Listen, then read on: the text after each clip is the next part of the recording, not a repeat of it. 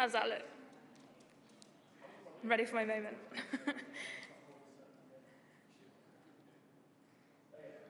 I'm sorry. This one, in.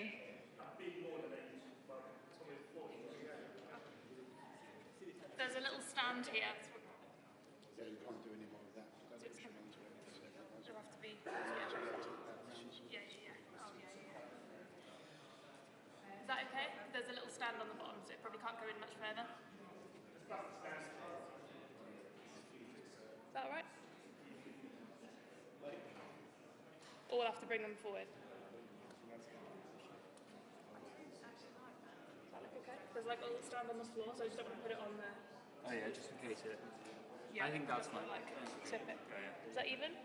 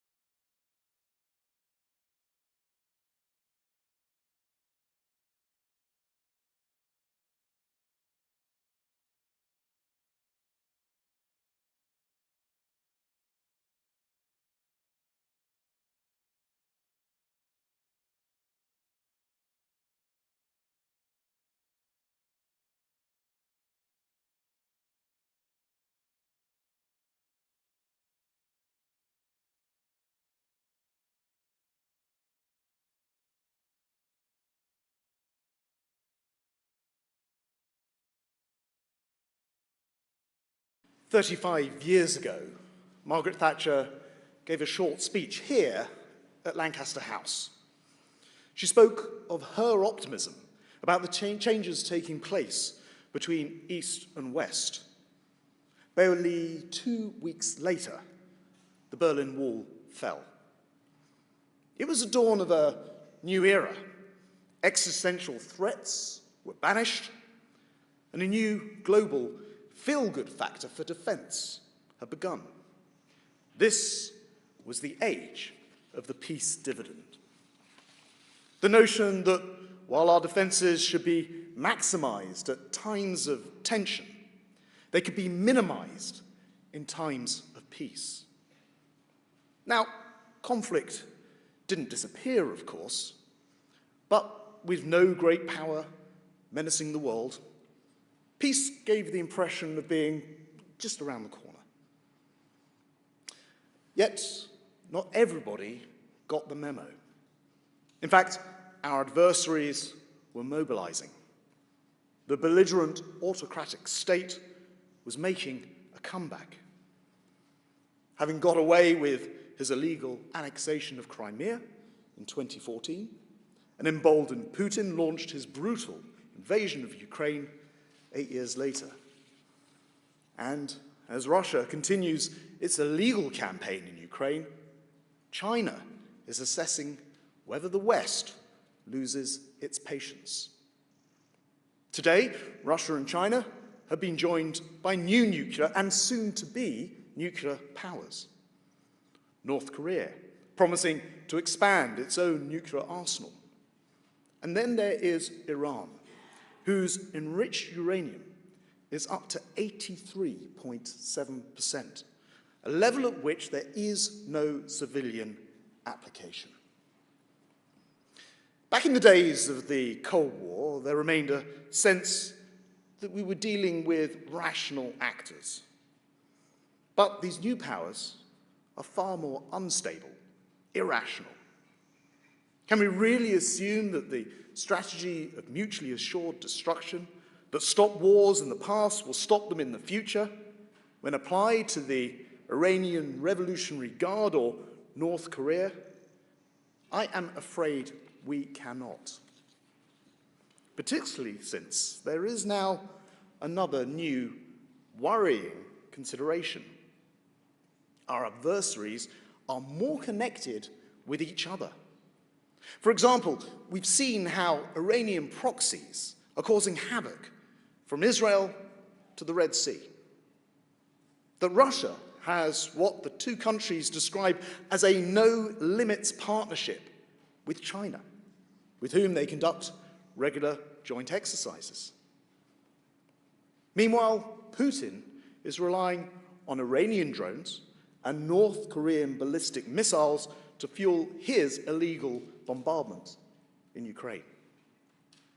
With friends like these, the world is becoming more dangerous and has done in recent years. But the other threats that plagued us at the start of the 21st century, well, they haven't gone away either. The spectre of terrorism and threats from non-state actors, as October the 7th showed, still haunts the civilized world. Put it all together, and these combined threats risk tearing apart the rules-based international order established to keep the peace after the Second World War. Today's world, then, is sadly far more dangerous, with the UN reporting that we are facing the highest number of violent conflicts since the Second World War. Now, some argue these threats are not existential to the UK, and yet what happens elsewhere quickly happens here.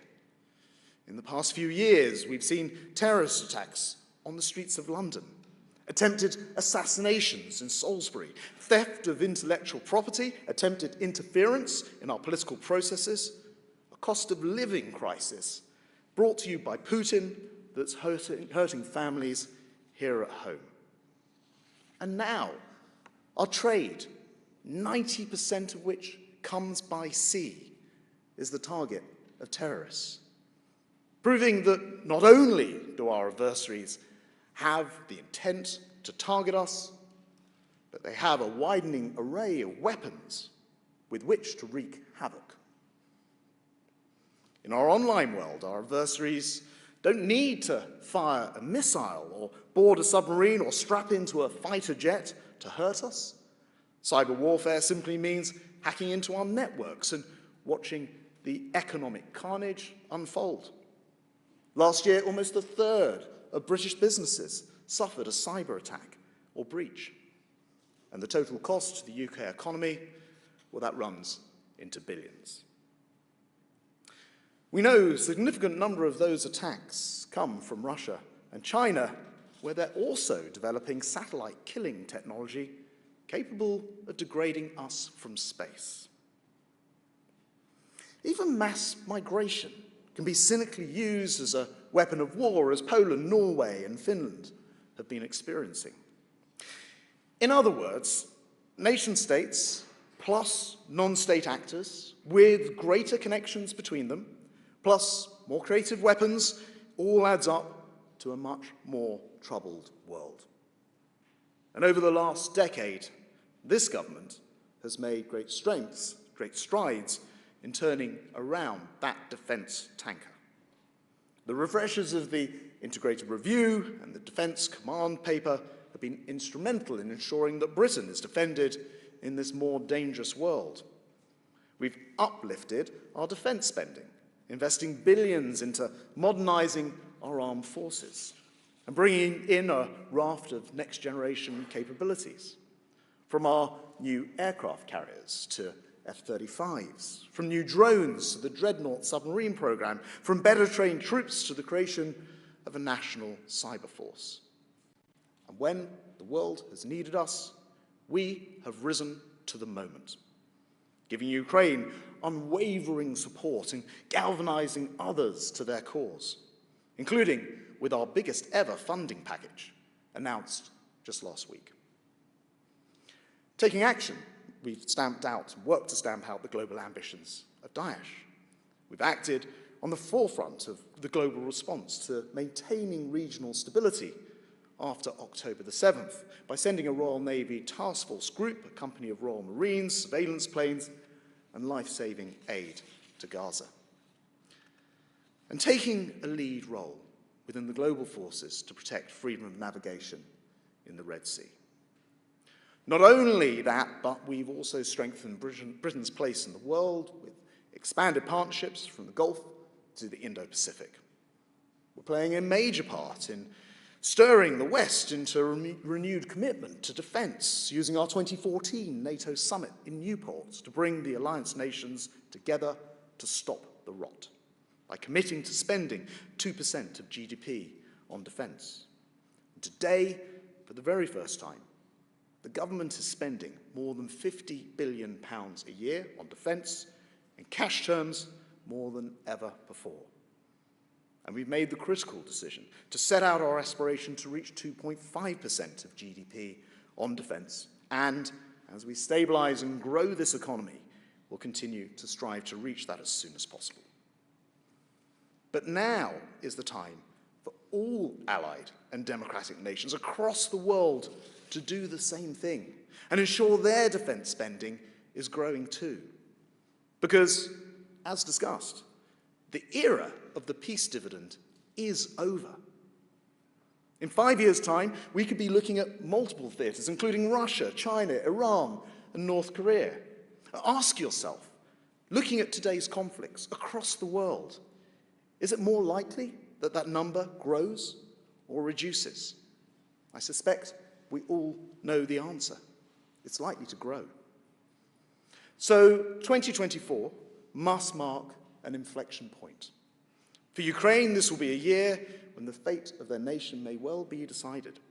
For the world, this will be the greatest democratic year in history, with nearly half of the world's population actually going to the polls. And for the UK, it must also be a moment to decide the future of our national defences. The choice is stark. Some people, especially on the left, have a tendency to talk Britain down. They believe Britain can no longer have the power to influence world events, that we should somehow shrink into ourselves and ignore what's happening beyond our shores. I passionately believe these unpatriotic, Britain-belittling doommongers are simply wrong. Their way would lead us sailing blindly into an age of autocracy. So we must make a different choice. And the history of our great island nation actually shows us the way. Britain has often accomplished the seemingly impossible before. Our history is littered with moments when we faced down the threat and we have triumphed.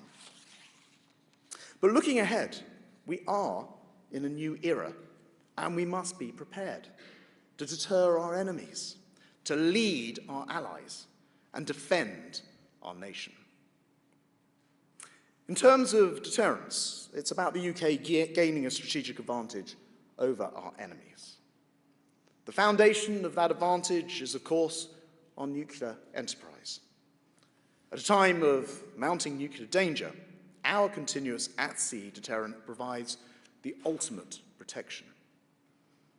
And that's why we're spending around £31 billion to bring in the next generation dreadnought submarines and upgrade our deterrent. In a more contested world, we need to bring the same goal of deterrence to our conventional forces. So we've made modernization a critical priority, taking the long-term compatibility decisions that we need to transform our armed forces into a formidable deterrent, enabling them to maintain the UK's strategic advantage, empowering them to be able to deliver the outcomes we need in multiple theatres at once. The growing success of that world was powerfully shown last week when, in less than 24 hours, the United Kingdom was able to both take action to defend ourselves against the Houthis and uplift support to Ukraine to new record levels.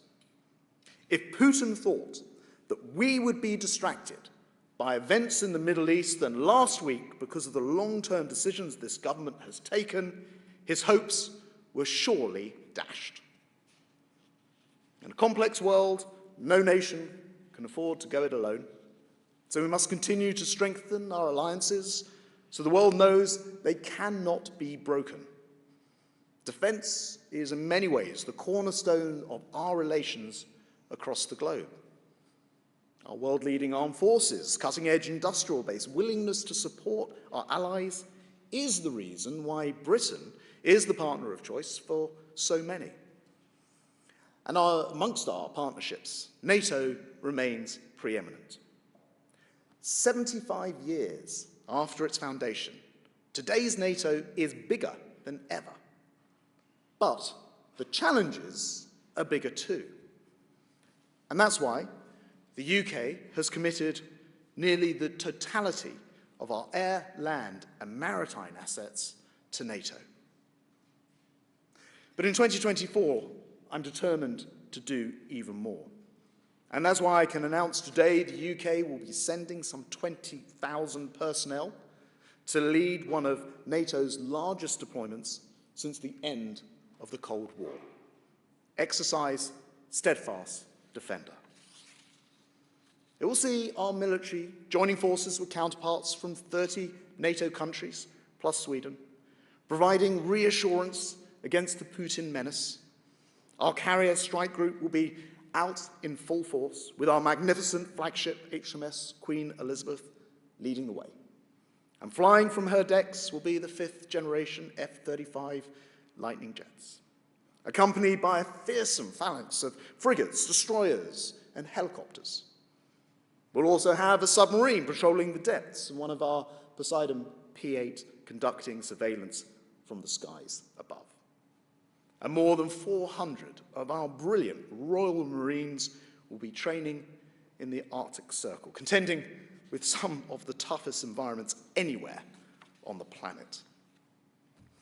On land, we'll be deploying over 16,000 light mechanized brigade combat team from the 7th Light Infantry, which superbly led our recent response in Kosovo. All of which makes this our largest deployment of land forces to NATO in 40 years. But NATO is only part of our rich tapestry of partnerships.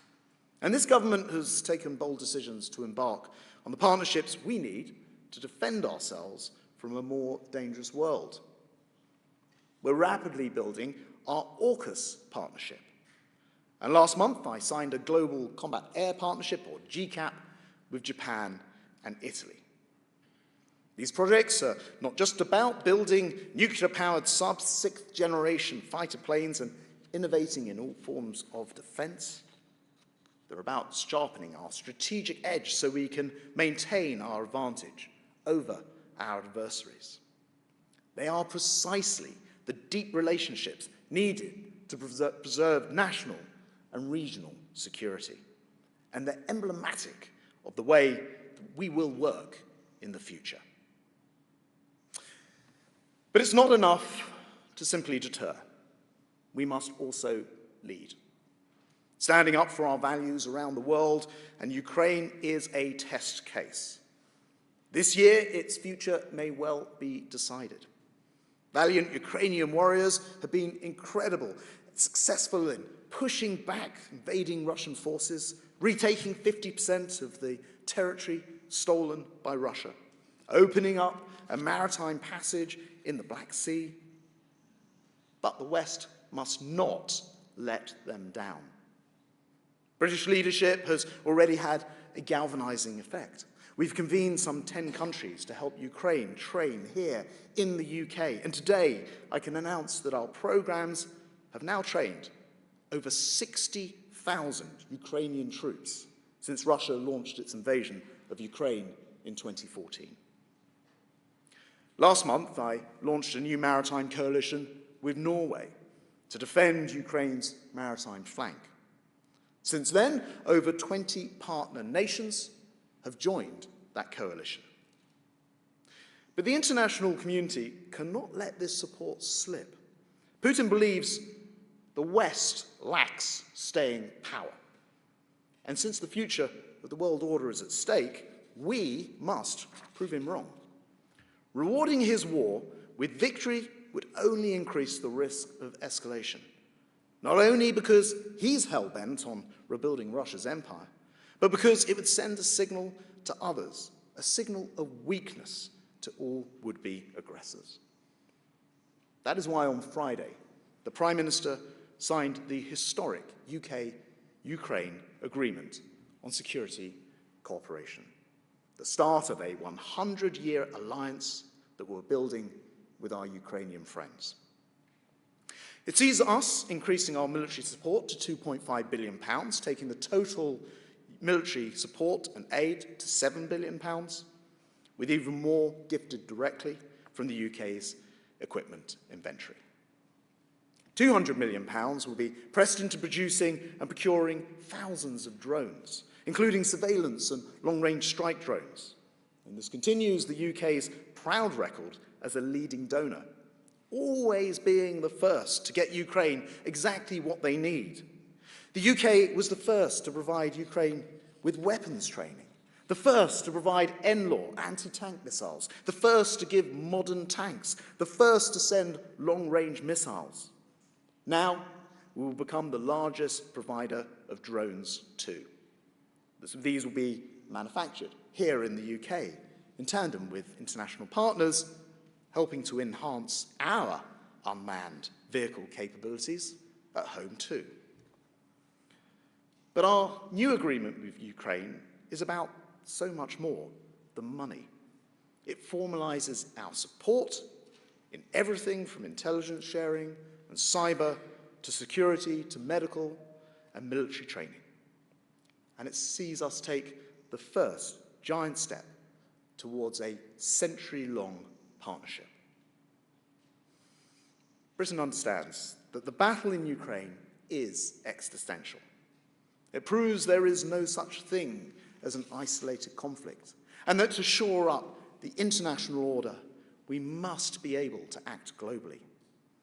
So, just as we were there to help evacuate British citizens from Sudan last year, just as we're working with partners to ensure the territorial integrity of our Commonwealth ally, Guyana, we have also been a critical part of the US-led international operation to protect freedom of navigation in the Red Sea and the Gulf of Aden. Some 15% of the world's shipping passes through these narrow shipping lanes. But the Houthis have persistently violated the law, menacing commercial vessels in the region.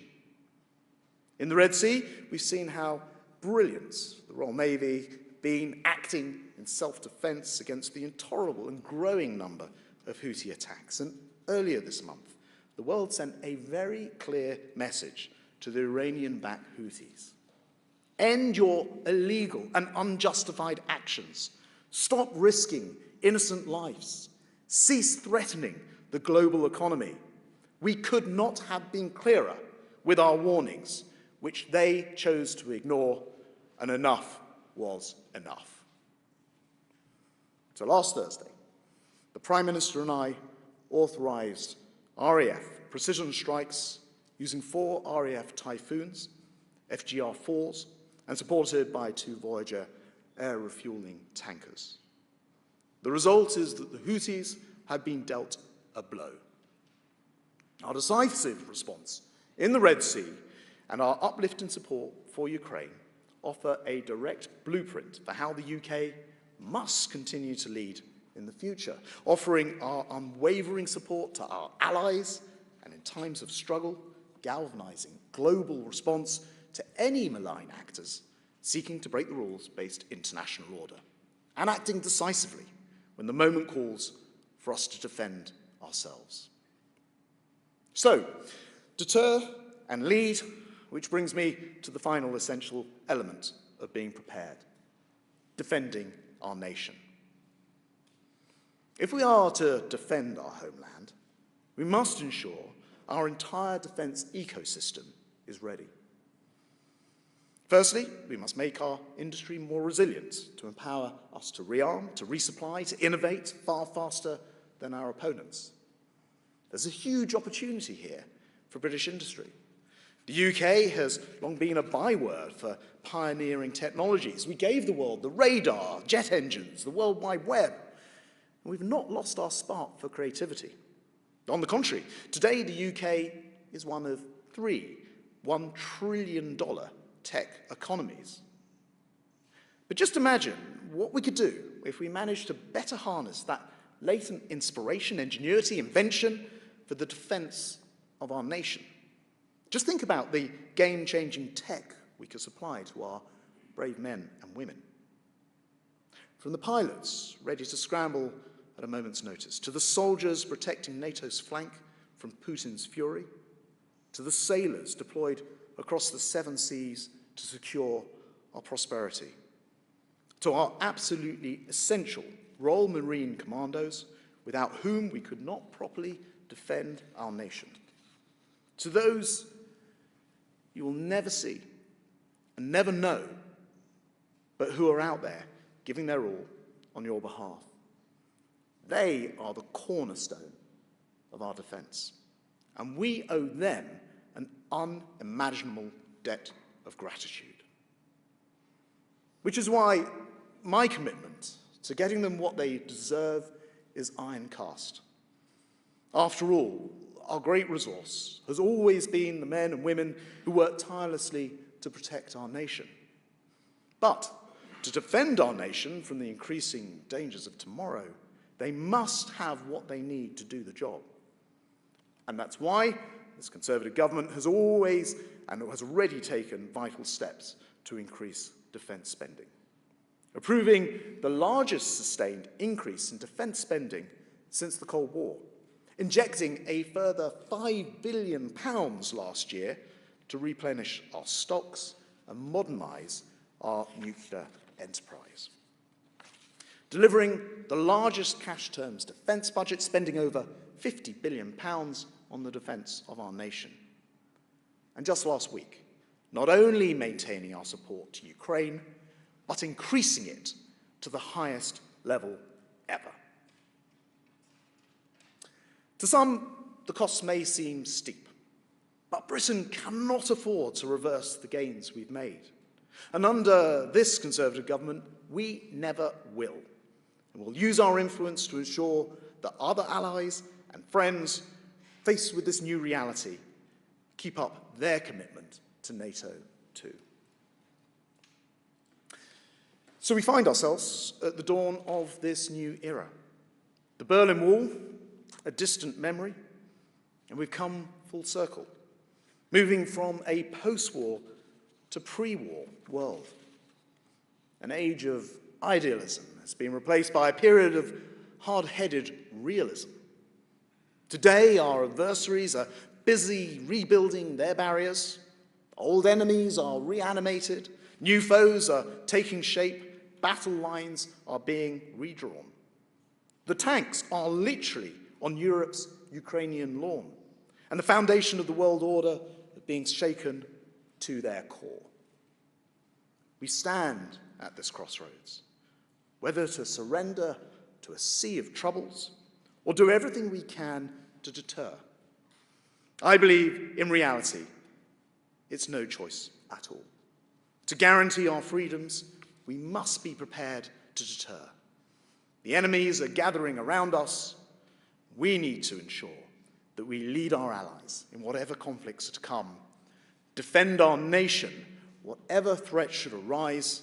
This is what Britain has always done, and it is what we must do again if we, like Margaret Thatcher speaking here 35 years ago, are once again going to be able to dream of that future without walls. Thank you very much.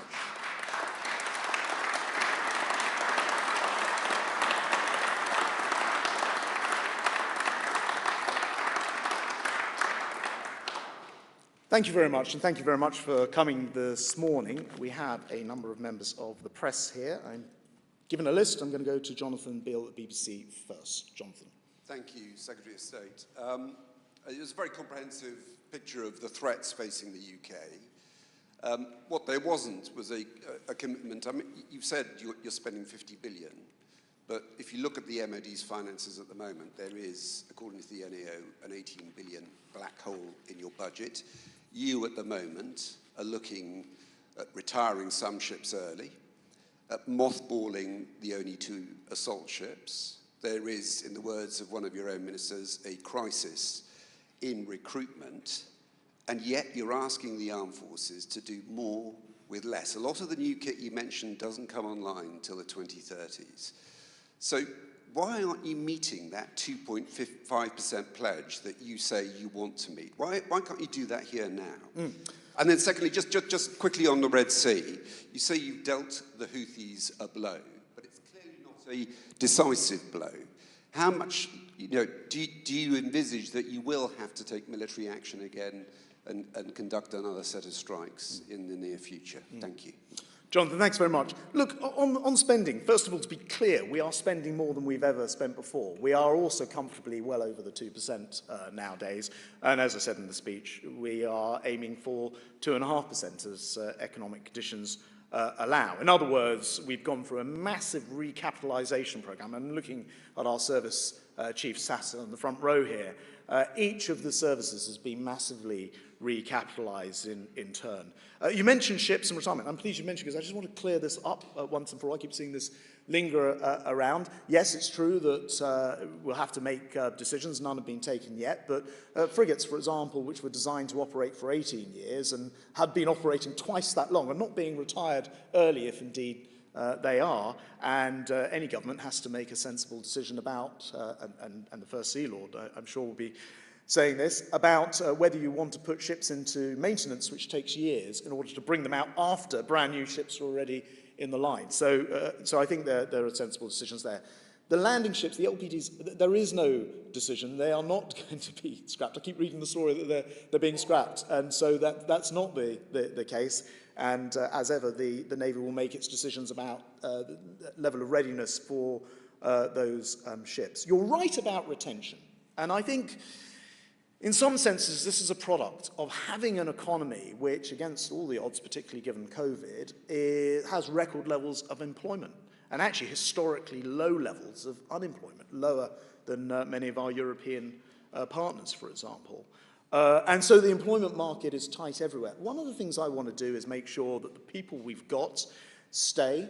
And one of the commitments I gave when I became Defence Secretary, 5 months ago now, I guess, is that we can't expect our brave men and women to go abroad and fight for us and then come home and live in substandard accommodation. And we've got a £400 million programme, which is being masterminded to help improve that accommodation, which will be one of the things which I hope holds people in the services happily for longer. We have a very big recruitment programme, which I could take you with. And finally, look, on the 2.5%, we've been clear, we're moving towards it. Actually, I mentioned 50 billion. We're actually already at, I think, about 53.5 billion, including Ukraine expenditure. So we are putting a lot more into our military.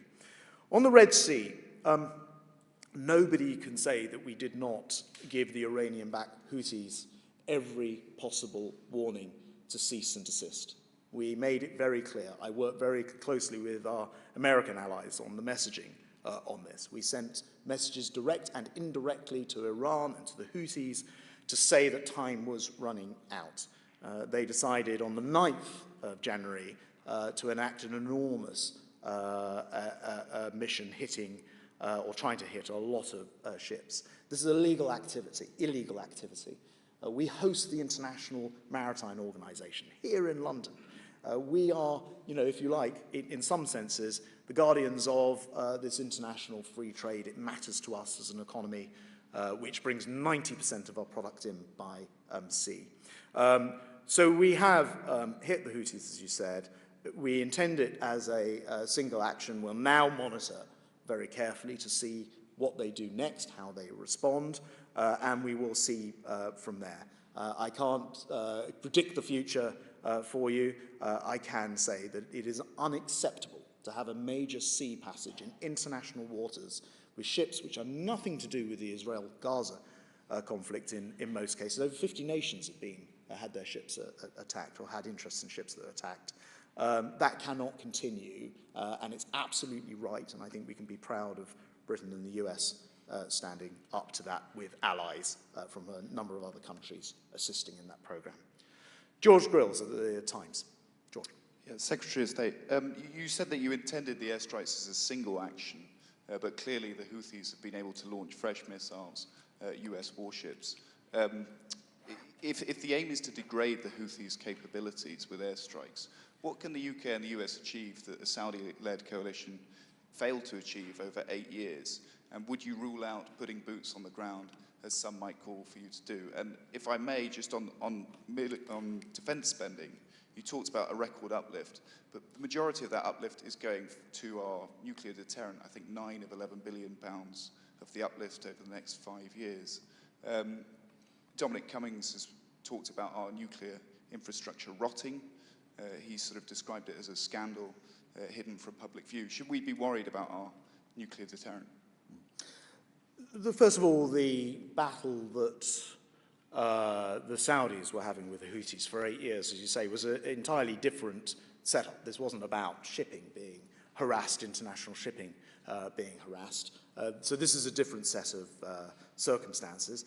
In particular, we're very concerned that Iran provide the eyes and the ears, the intelligence, the materials, the funding to the Houthis. And so there's a very clear message to Iran in this action as well. And we've got those messages to Iran both directly and indirectly.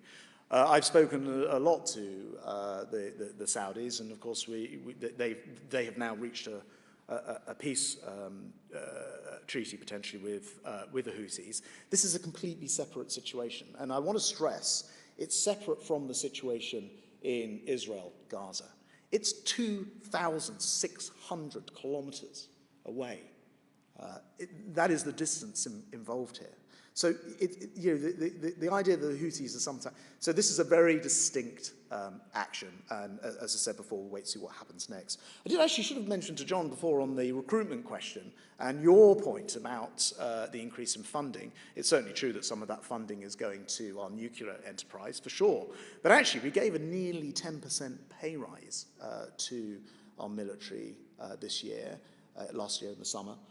I don't think there's another area of the public service that got more, and that's part of our attempts to ensure that we do hold on, maintain, and attract people to the sector.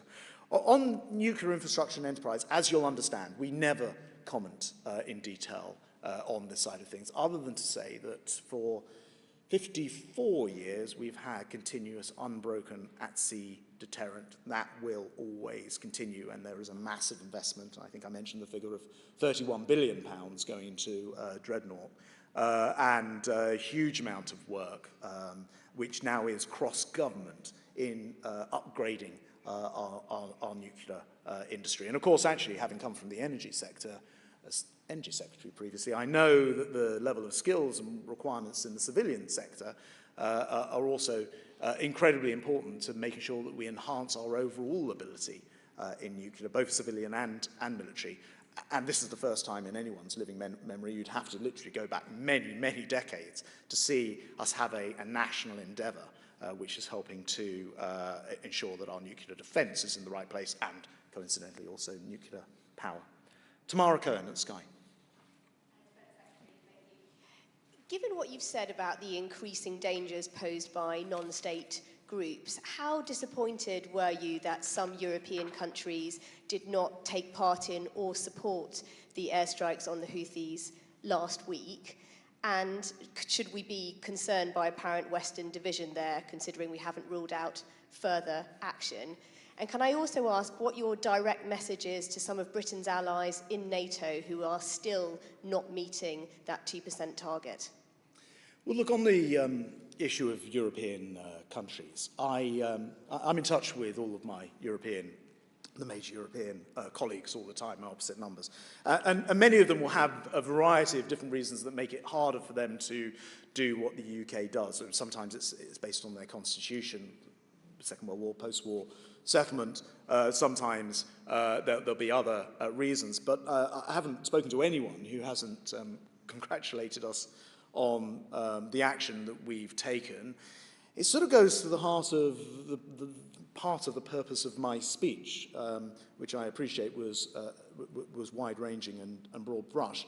But it is that when it comes to it, the United Kingdom is one of those countries which has always, traditionally, and continues to step up to the plate when it is needed. And I've no doubt at all other countries will continue to support, for example, the Prosperity Guardian operation, which is a much wider group of 20-plus countries, which includes almost all the main European, in fact, all the main European powers. So, we have the facilities to do this. As I mentioned, we have a special interest in shipping, hosting the IMO. We have the ability and the professionalism to do it, and I think that's part of what makes this country's military ability unique. 2% with NATO, yes, look, I said it in my speech. It is essential. I think I'm right in saying, last time I checked, only 7 NATO countries actually spend 2% and above.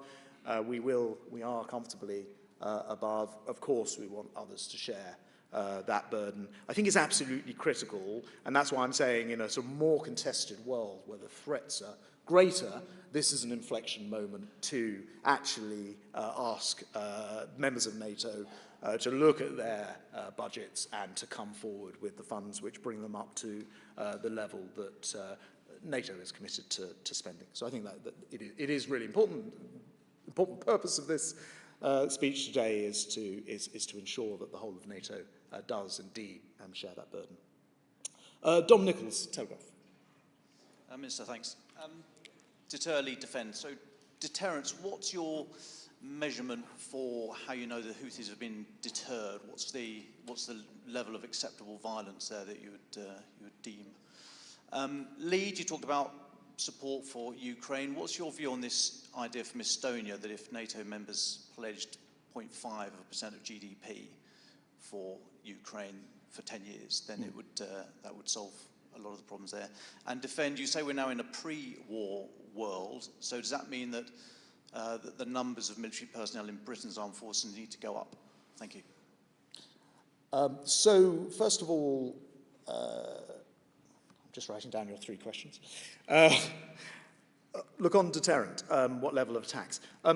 Clearly, these are international waterways. They should be free and open. Freedom of navigation is an absolute principle in international law, and all civilized nations would agree with that. What's acceptable? Clearly, nothing's acceptable. What will bring action? We'll watch very carefully. We'll look at the patterns of what's happening. We'll check the capability. We'll, in particular, be interested to see those links between Tehran and the Houthis, to see whether we're monitoring whether there are shipments or whether we detect intelligence and the rest of it. So there are a lot of different factors that we'll take into account, along with our coalition partners, the Americans in particular. This isn't a sort of precise recipe, but what I can tell you is overall we've made the point very clearly that although this was a distinct piece of precisely targeted military action, we will not put up with a major waterway, major shipping lanes being closed on a permanent basis. Estonia, who are fantastic partners, we actually work very closely with the Estonians, have made a proposal, as you say, on Ukraine. I think in this country we can be incredibly proud of the support. You think the support package that the Prime Minister announced on Friday is bigger than the 2 previous ones. I think both were announced under Boris Johnson. So we are really leaning in because there is such obvious read across from what happens in Ukraine, and others will look at that and say, the West just gets bored if you leave them long enough. So therefore it will become more of an open season. It's critical that we win that. How we do it, there are lots of different ways to get there. There is a group called the Contact Group, which the United Kingdom started. That's countries who support Ukraine. There are 50 countries in that group, and we are constantly working together to get Ukraine what it needs. I talked about the new announcement on drones. I'll have more to say about that later. Absolutely cutting-edge stuff.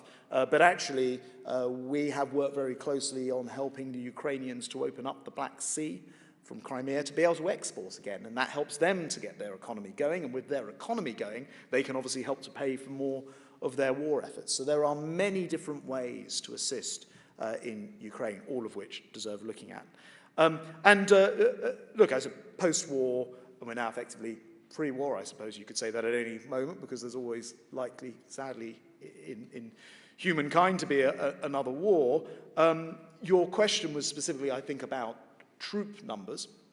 I have taken the view, there's already been a series of reviews, defence papers, refreshers. I haven't changed the plans that were in place. But I often find, actually, especially just having conversations about the military, a lot of people confuse and conflate the precise number of troops you have, specifically in the army, with how well you are defended as a nation, whereas, as this discussion has revealed today, there are so many different elements to our deterrent and to our military assets, which go way beyond just a pure numbers calculation. And as we've seen in the conflicts, as I've seen in the 5 months I've been doing this job, there hasn't been a single deployment that I have not been able to make when I've needed to. The NATO asked us to go to Kosovo. We did that. We needed to secure the Red Sea with the attacks last week. We did that. We needed to provide more support to Ukraine. We've been able to do that. Even Guyana, who are a Commonwealth country who needed our support, we've been able to send HMS Trent there. We did that. So I find our military is incredibly capable. They are very can-do in attitude. We are getting the funding that they need to do the job, and this government's already committed to 2.5% when we can, so we're committed to doing even more. I am told there is time for one more question, so I'm going to go to Jerome Starkey of The Sun. Secretary of State, thank you very much. First of all, on Iran and the Red Sea, I wonder if you could give us any indication of how Iran has responded to the joint strikes. I mean, for example, we understand there was an Iranian spy ship in the Red Sea that left on Thursday morning, and that felt like an overt signal. Could you talk both about overt and perhaps discreet signals that you've received from Tehran and whether or not they are continuing to support the Houthis as much or trying to rein them back in? And secondly, on GDP, I mean, you started by, the references to Margaret Thatcher. Her government, before the peace dividend, was spending around 4.1% of GDP on defence. You've been on the record as saying you think the UK should spend 3% of GDP. I mean, as we appear to be in an election year, what do you think, what would you be comfortable with as the legacy, win or lose the election, the legacy of this government in terms of GDP, sort of setting a line in the sand? Would you be happy if they're still trying to get to 2.5, or do you think the UK should be exceeding that by the time voters go to the polls? Jerome, thanks very much. Look, on Iran, I hope you'll forgive me not sharing the intelligence that we're gathering, even to such an august audience today. But of course, there's a lot of open source information out there as well. And we do know, as the Americans have said, that Iran have been providing equipment, they have been funding, they have been training, they have been providing eyes and ears and intelligence. So we see that the connection is very, very clear. As I said last week, we see you, we can see what you're doing. But I'm afraid I don't think I'm at liberty to go further on the specific intel on what's going on in Tehran. We just hope that this is a very, very clear message that has been sent, but we will see in time. On GDP, and I had it in my speech, I don't run away from it. I've spoken about GDP myself before. I was Defence Secretary needing to go up, as you know, and it is certainly true to say that when Margaret Thatcher stood here, we were, during the Cold War, and spending more of GDP than we've needed to during the so-called peace dividend. I do just want to say, as we spend a lot more money, and in actual cash terms, more money than we've ever had, it's not just about how much money you spend. I'm standing here in front of the Defence Procurement Minister, James Cartledge, and he will tell you it's about how you spend that money and how efficiently the money is spent and how good the programs are and how much technology and productivity you're using. And I'd use the example of our new ships as a fantastic example of this, with aircraft carriers with about the same number of personnel that we might have had on a destroyer previously. I mean, it's an extraordinary advancement that technology brings you. So, yes, I want to see more money spent. Yes, we're pledged to do that as a government, but it's about how we spend that, and spending it intelligently is incredibly important as well, and it's a very good productivity point to end on as well. I just want to say a very big thank you to everybody for coming along today and joining me for this speech. I hope that you got something from it. Thanks for our friends in the media for turning up, and I hope you have a very good day. Thank you very much indeed.